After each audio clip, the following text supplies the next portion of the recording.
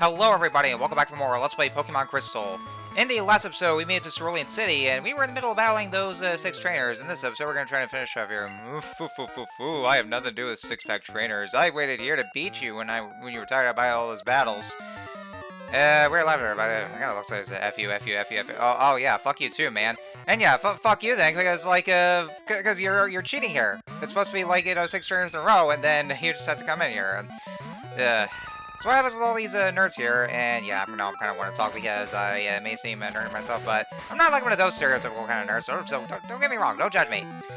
So all these guys right here is just a Porygon, and yeah, this battle actually takes a little longer than it should be because Razor Leaf kept on missing, and I don't know why. I mean, I forgot what accuracy I had. I mean, I was supposed to have like 100% accuracy, but yeah, and look at that. The Razor Leaf just missed twice. So like, what the hell? Because, like, it's not that my accuracy even dropped or anything like that, it's just, it just happened to miss twice, so that battle ended up taking a little longer than it ever needed to be. But anyway, so yeah, that was just one Porygon that, the Super Nerd Pat was using. And no, I'm not tired at all, I'm tired of your bullshit here, and just, like, stop me for no reason, so... Anyway, so, let's see, I'm actually trying to figure out here, because there's actually one more trainer face, though, but, like, well, you know, you get the price first, but then it's actually this guy right here.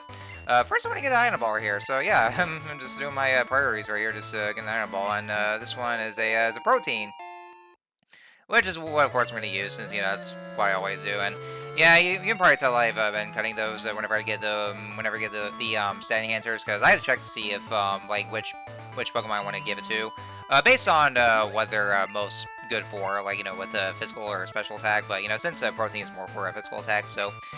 Anyway, let's talk this guy. You took on one more battle, you expect it to be one anyway. As promised, you win a prize. So yeah, just like with Gen 1, like after you beat all the trainers on the Nugget Bridge, then you actually get prizes, or you get a Nugget for a prize. So yeah, that's just all it is for a Nugget.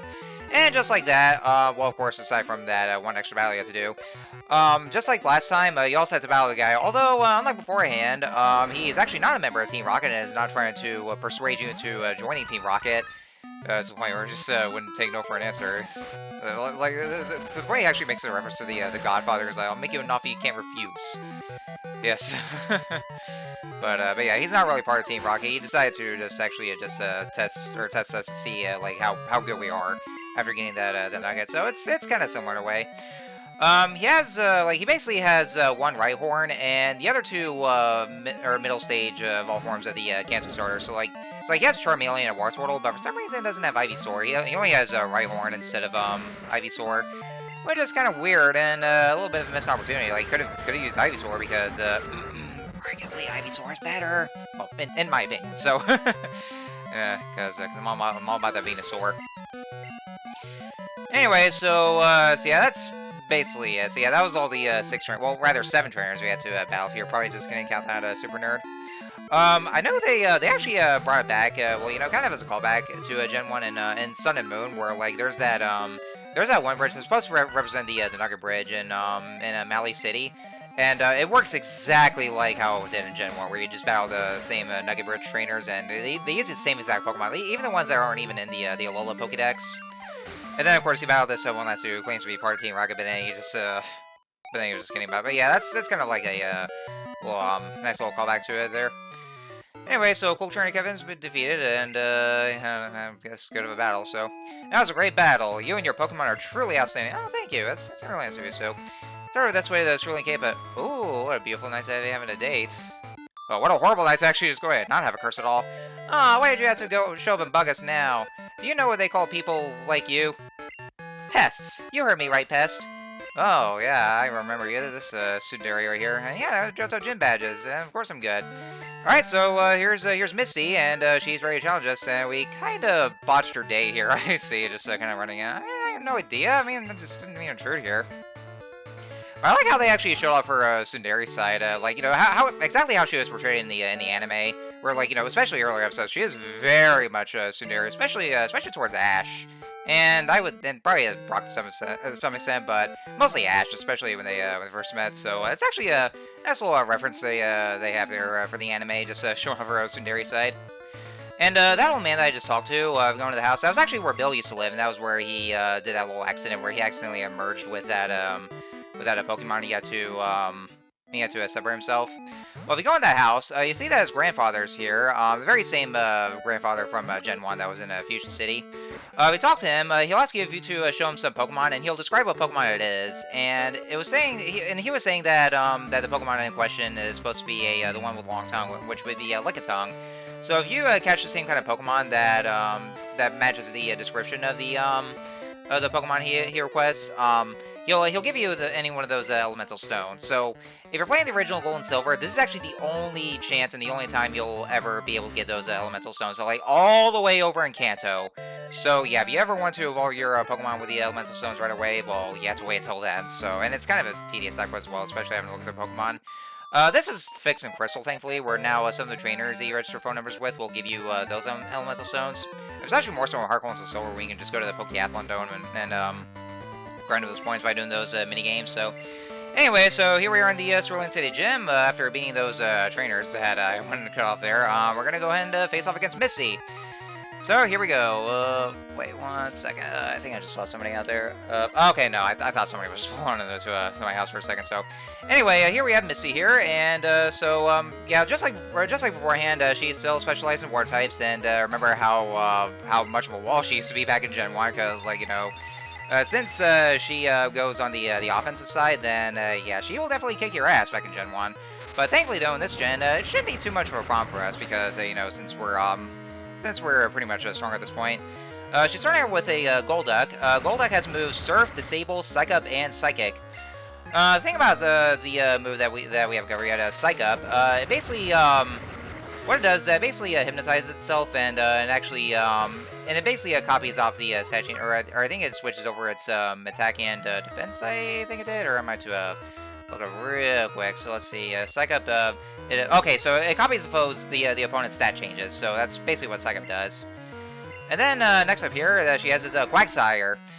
Keep in mind though is that Quagsire is both water and grass type, so its only weakness is grass type, which means it's actually quad weak to grass. Because with it being water ground type. And Quagsire has moves Surf, Amnesia, Earthquake, and Rain Dance. And so, yeah, thankfully it didn't even use Rain Dance, because, since that powers up the water type moves, but lowers down the fire type moves as well. Which, of course, you never want to bring, we never use fire types either way. And then next up, she's going to be sending out Lapras. Lapras has Surf, Perish Song, Blizzard, and Rain Dance. Now, you really want to be careful with Perish Song here, because what it does is that it plays a rather haunting tune here, and whenever both Pokemon are present and actually heard the song, they will actually faint in 3 turns. So like their HP all just goes down after the 3rd turn, and it actually lets you know beforehand. So it's basically like Doom in the RPGs with the counter, or in other RPGs. And so, if you ever don't want your Pokemon to actually suffer that kind of fate, you want to make sure to switch it out, and then so that way they'll be safe. It's the only way to actually dispel the Perish Song. So yeah, that's one thing to keep in mind about. And then last but not least is Starmie, which is the same Starmie that she used back in Gen 1, because back then she only used Staryu and Starmie, but yeah, her Starmie's back. Has moves Surf, Confuse Ray, Recover, and Ice Beam. And yeah, I'm using Nightshade for this one because since Starmie is a water and Psychic type, it might be using Recover from time to time. So because of that, the battle could take a little long. Confuse Ray is something to be careful with, and also with Ice Beam. But after that, then you should be good to go. And so. Yeah, so it's actually not as hard. I mean, we're already strong at this point, so it's not quite like in Gen 1 where she would definitely kick your ass if you're not prepared. And so with that, we have received the Cascade Badge. So yeah, like, I mean, I'm going to travel one day, so... Oh yeah, another nice little reference to the anime where like, basically, she did travel with Ash around in the, well, at least in the first 2, in those first 3 regions, like in Kanto and Johto. So, I mean, it's kind of reference where, like, she was saying that she desires to go and travel around the world one of these days, so that's a little reference there.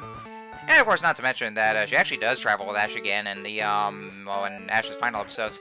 Man, I gotta say, it's still hard. Like, never would I live to see the day that Ash finally retires from the anime. Like, when you see the, like, one of the, last few episodes of the, latest anime, like after defeating Leon, and you know, oh, a lot of people actually roar in excitement over Ash finally defeating Leon and just outright becoming a Pokemon master right then and there. Because after all these years, where Ash would lose every single one of those tournaments in each of the region, and well, I'm sure a lot of people were very much destroying walls and well after the Kalos arc, um. But, after all these years, then, Ash just finally won, and, yeah, and I guess he went and just, finally retired from the anime, and, never thought I'd live to see that day, but, I guess it happened, and so yeah. I mean, either way, I guess, I don't know, I guess everybody took it all for granted, but it was actually a nice little conclusion where, with all these, last few episodes, so, anyhow, so we're pretty much done in Cerulean City. We got the badge, and should be good to go. And yeah, I think I pretty much spent a lot of the money there, but I think they didn't really have much for stock here. So also, if you look at this house here, this is actually one thing I've just recently discovered. Like I looked this up on Bulbapedia, and it was saying they can actually interact with the door. I did not know about that until just now. They can actually interact with the door, and it'll say that the house is for sale. And this lady was, well, she gave me a spell tag is what it was. Like, it basically helps repel wild Pokemon, but we don't really need it, though, because we already have plenty of repels. And, okay, yeah, she said she claimed to be an evil spirit, so she must be deeply religious there. Well, deeply religious, for one thing, so, but yeah, so that house there, if you guys remember, in Gen 1, this is actually where the daycare was, and back then, this is actually before breeding was a thing, but it was actually back when you can only store in one Pokemon because like, Gen 2 was when introduced breeding, and so that was how in later daycares, or daycare centers, that you can bring in 2 Pokemon for them to, well, the ones that are compatible enough for you to breed and then get the eggs. But back in Gen 1, it was at it was also a daycare, but you can only store in one Pokemon, and it'll basically just raise up your Pokemon's levels. Well, now that now that there's a new daycare that that was basically updated where it has the breeding function, that house is just it's already it no longer has a purpose. So it's basically just a couple of people that'll just give you items saying like a house for sale, but yeah, it's still there. So anyway, so next destination is going to be back over in Vermilion City, which we've already visited beforehand because, well, that's when we first arrived in Kanto after the SS Aqua. But this time for reals, we're gonna be going to Vermilion City and actually just go ahead and challenge a gym, which, like I said, that's basically where everybody in their playthroughs went for Lieutenant Surge first, but since I want to do it in the original order, then he'll be the third gym leader to face in Kanto. And also, I'm showing off these guys here because these Pokefans, those are what's more Crystal exclusive trainers. And all they have here is that they basically just have those cutesy Pokemon like Vampy and Teddy Ursa.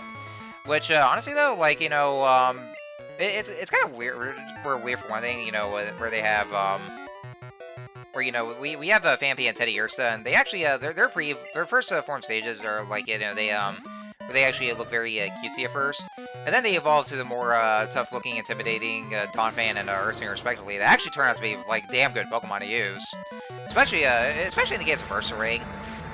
Because I think Ursaring is very much known for physical attack, and I think, and I know Donphan's very much defensive, or well, more so on the defensive side. So there's a thing like that, and I think there's also one more Pokemon like that, and like later in Gen 5 where we have Cubchoo that eventually becomes a Beartic, another bear, because he's very polarizing there. Okay, I kind of ran into that one. I'm sorry, guys. So. Anyway, so here we are back in Vermilion City once more, and this time we're just gonna go and explore the place because we haven't really done so as soon as we first arrived. So I thought this guy was gonna give me the Super Rod, but it's actually another separate NPC, like over in the roots that south of Lavender Town that gives you a Super Rod. But he basically talks about it. He's actually the brother of the fishing guru in the Lake of Rage. So anyhow. Let's see, so yeah, all we're gonna do for basically the rest of this, we're gonna go ahead and do explorations for Vermilion City, and then and there's also Route 11 over to the east. I want to go ahead and get out of the way, and then that way they're all well, basically to battle those trainers. And also for this video,